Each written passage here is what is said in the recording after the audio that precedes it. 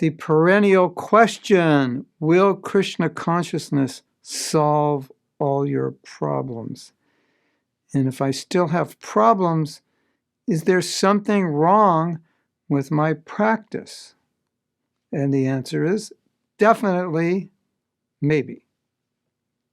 So let's talk about, is this a fact that it is a problem with my practice, or am I going to have to focus on that problem and work on it specifically?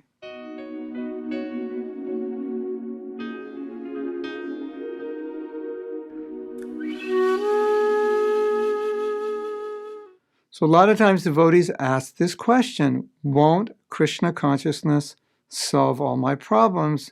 To which I reply, how long have you been a devotee? And do you still have the problem? And if you've been a devotee a while and you still have the problem, then at least on the practical external level, the answer would be no. But it may be that your practice is not strong enough to solve the problem. It may be that it's a problem the practice is not meant to solve. Or it may be something interesting, that as long as you have the problem, your practice can't be strong enough to solve the problem, so that you have to solve the problem so that your practice is better, so that the practice gives you the strength in the long run to overcome the problem. So let's say you have some addiction. We'll give an example. Not everybody has an addiction, but sometimes addictions are difficult to overcome just by the practice of Krishna consciousness, at least for some people, not for everyone. But it depends on the addiction, and it depends how long you've had it and how deep it is. And so sometimes it's necessary to focus on processes to help one overcome the addiction. Then when one overcomes the addiction,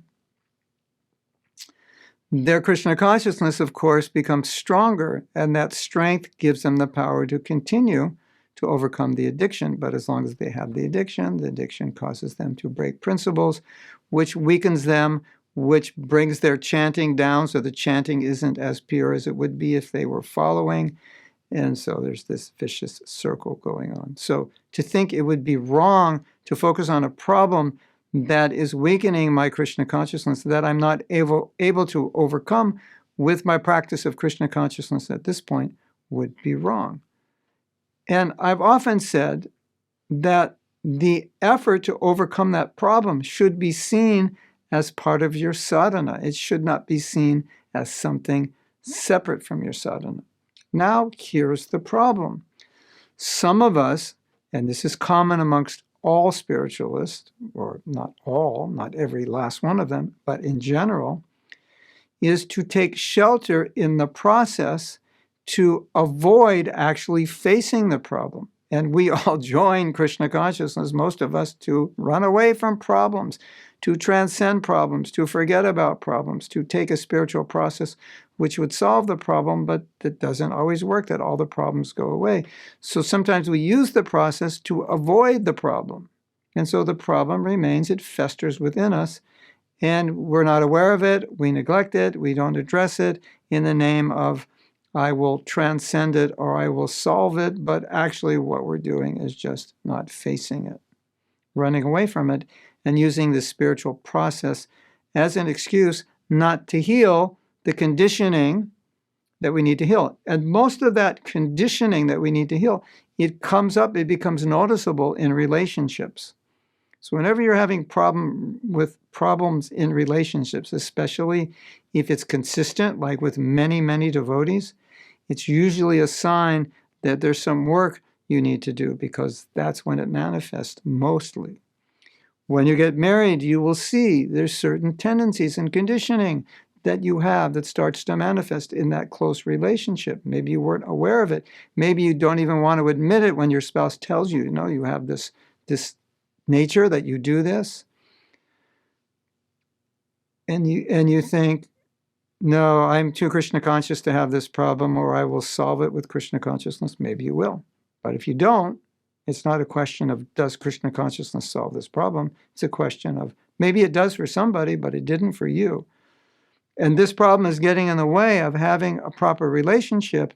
And that relationship, if it doesn't go well, then becomes a disturbance for your Krishna consciousness. So to help your Krishna consciousness, you should do what you need to do to solve this problem. And a lot of relationship problems are not really spiritual in and of themselves. They're practical psychology of relationships that many of us don't understand. So sometimes we need to so-called divert, but we're not really diverting because we're solving problems that are necessary to be solved to stabilize our bhakti or to nourish our bhakti. So now one might say, well, if I chant Shuddhanam, wouldn't that solve all kinds of problems?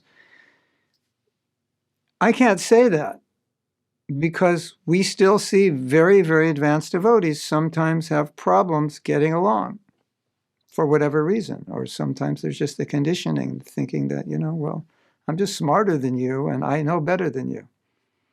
Now, one would think, okay, you've been a devotee, for decades, you would become more humble.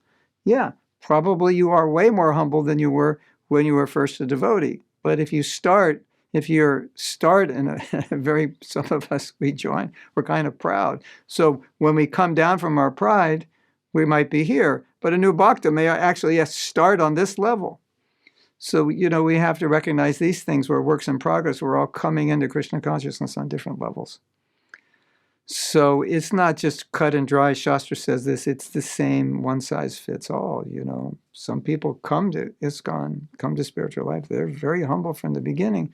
Some people are very strong and determined and good in sadhana, but they started with some bigger anarthas, and so they have more work to do, and sometimes they need to focus specifically on those anarthas because they're so strong and so deep that the process itself is not enough.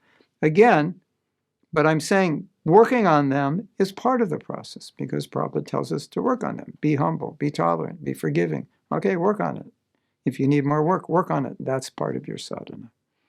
So yes, all good qualities will come when you're a devotee, but don't think that you can neglect working on some big stuff that you need to work on that's getting in the way of your Krishna consciousness or getting in the way of good relationships.